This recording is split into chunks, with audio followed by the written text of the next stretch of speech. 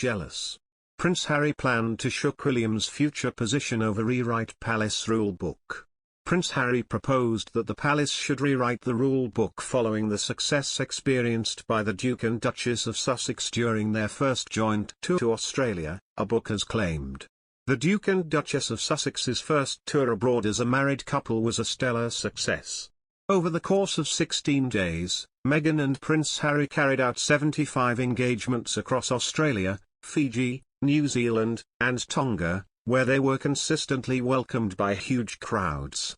Now investigative journalist Tom Bower has claimed in his upcoming book Revenge, Meghan, Harry and the War Between the Windsors, the Duke and Duchess of Sussex convinced themselves during their royal tour in Oceania that Prince William was jealous of their success.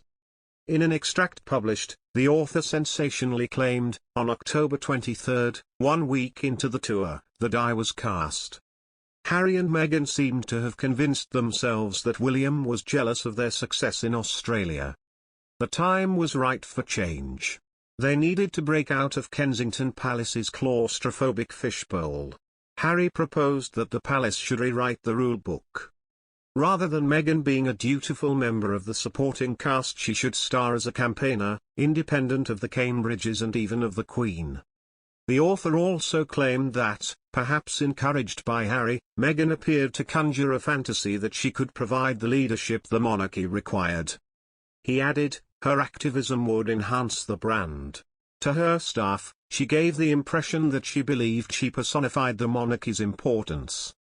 Express.co.uk has contacted the Sussex's representatives at Archie for comment. Meghan and Prince Harry themselves touched upon their visit to Australia during their bombshell interview with Oprah Winfrey, broadcast in March last year. Asked by the TV presenter whether he thought Meghan had been well received in the beginning by his family, Harry said, "Yes. Far better than I expected. But, you know, my grandmother has been amazing throughout. You know, my father, my brother, Kate and all the rest of the family, they were really welcoming. But it really changed after the Australia tour, after our South Pacific tour." He continued, "But it was also the first time that the family got to see how incredible she is at the job.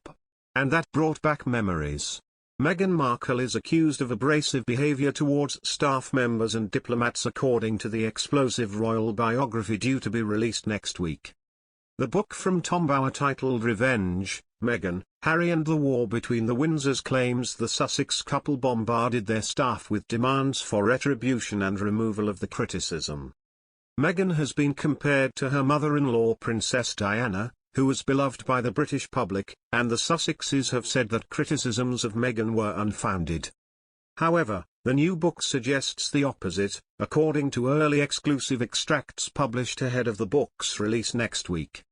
The latest damning claims from Bower allege Meghan and Harry fostered a bullying culture, allegations which have been investigated by Buckingham Palace.